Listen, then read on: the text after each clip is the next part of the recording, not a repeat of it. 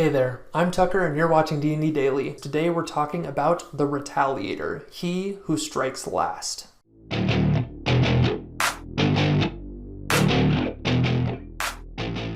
If you want to play the Retaliator, first you're going to need to be a Mark of Warding Dwarf. Second, you're going to need to be a College of Swords Bard. And third, you're going to need to take the Magic Initiate feat Warlock as soon as you can, taking Hellish Rebuke as your level 1 spell. The Retaliator was raised by a single mother that was the kindest and most gentle soul around. She was the bardess at the local tavern and taught her son everything she knew. When he was young, the Retaliator would get in fights with the other boys around town. He would taunt the crap out of all the other kids with his magic and his words until they got mad enough that they came up to him and wanted to throw hands. The Retaliator was quicker than the other kids and he would often knock them down before they could throw a punch. But no matter who started the fight, he would finish it. However, every time after one of these fights, he would come home and his mom would go from the nicest person to about the most intimidating he will ever know. She would scold and lecture him about starting fights, saying that he can never be the one to throw the first punch, that he should only fight to defend himself. In his town, the Retaliator became more and more aggressive as he grew up, and kept up with his fighting, until one day his mother had enough. She sat him down one more time, looked him dead in the eyes, and made him promise that he would never be the one to throw the first hit again. He made the promise, with only little intention to keep it. That night, while his mother was working a late night at the local tavern, she was caught in the middle of a crazy bar fight, and ended up losing her life. The Retaliator was furious and wanted vengeance on the thugs, but one was already behind bars and the other was dead. The Retaliator wants to make sure that this sort of thing never happens again, though he hangs on to the promise and the last words that he made to his mother. Never again in his life will he be the person to start the fight. However, he will do all he can to take bad people out, making them start the fight instead. He can harass them, he can annoy them, he can aggravate them, he can insult them, he can do whatever it takes as long as he doesn't throw the first punch. Now, with his promise weighing heavily on his mind, he goes around trying to clean up the trash of the world and make the world a little bit of a better place. The Retaliator is going to be aggressive, assertive, and a bit unhinged, though he'll keep it in check until the fight starts. The Retaliator is going to use intimidation a lot, unlike a lot of other bards. He's going to use this to avoid fights and start them as well. Intimidation is also going to work well with his unhinged personality. The Retaliator is also going to be a huge troll. He would taunt people mercilessly if he wanted to fight them, and he's going to taunt and insult people in general just because of his personality. The bread and butter of the Retaliator is going to be 2 spells. First is Armor of Agathis. He gets this from being a Mark of Warding Dwarf. This is going to give him a frosty armor that is going to hurt enemies as soon as they hit him within melee range. And second is Hellish Rebuke. He gets to use this spell as a reaction whenever he gets hurt from somebody he can see within 60 feet of him. He gets this from his Magic Initiate feat of Warlock. These 2 spells give him his big chance to retaliate. He is going to use these spells a lot and he's going to upcast them a lot. Because these spells damage the enemy after they hit you and nothing else, this is what makes him the Retaliator.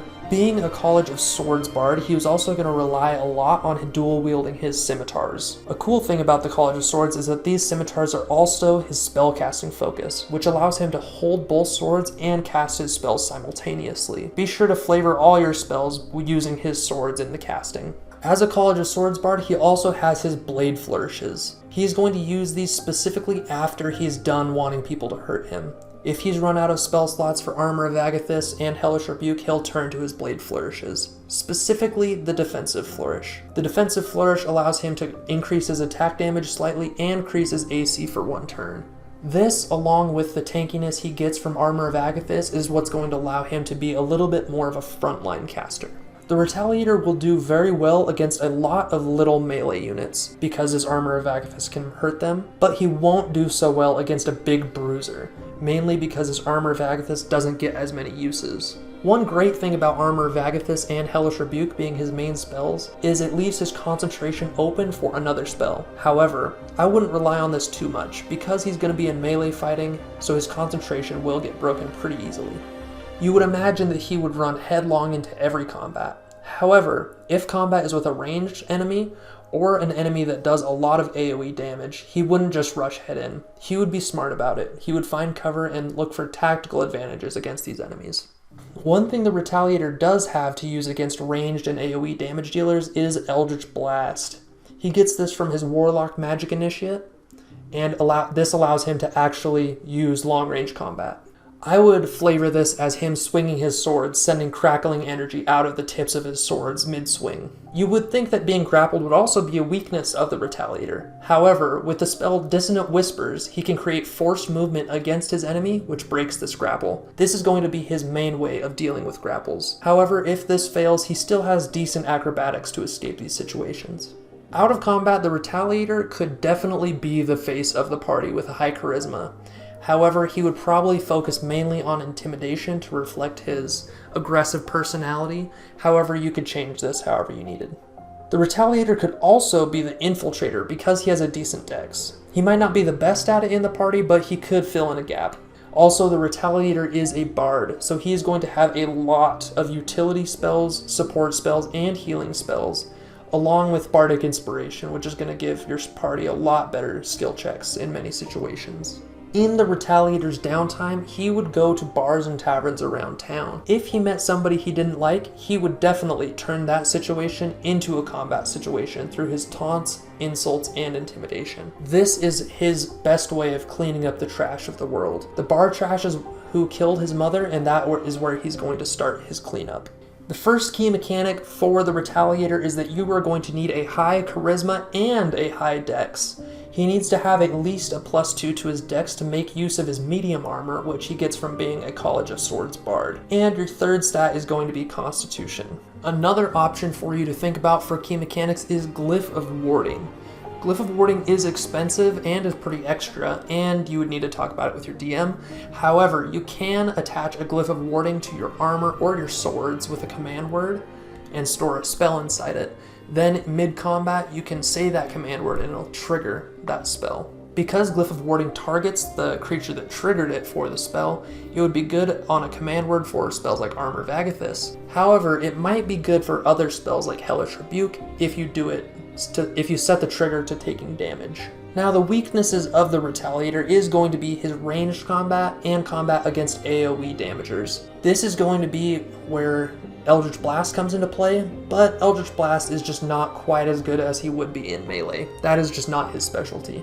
The Retaliator is also going to be fairly squishy, though because of his defensive flourish and Armor Vagathis, this is slightly mitigated. As an NPC, I would use the Retaliator against one of your party members that might be prideful, ego-driven, or a little bit of a meathead. I think it would be fun for the Retaliator to come up and start taunting him relentlessly. He would be taunting him, insulting him, and everything he stands for, just begging for the man to throw the first punch at him.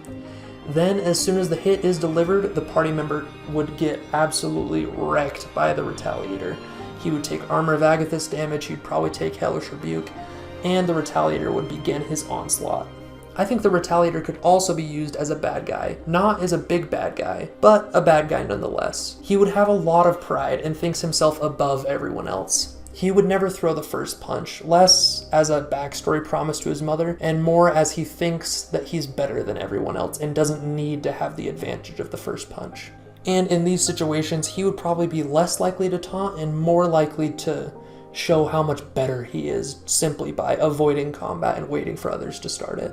I think the key note to hit with the Retaliator is a man that wants to fight the entire world, but holds himself back and keeps himself impartial, but not full control. This man should be somebody that lashes out against those that are aggressive, though he is aggressive himself. How would you use the Retaliator in one of your games? What would you do to make him more flavorful, or just better in general? Let us know in the comments. And on the next episode of D&D Flavor Builds, we're going to be talking about the Ancient One. So make sure to hit that subscribe button because you're not going to want to miss it. See ya!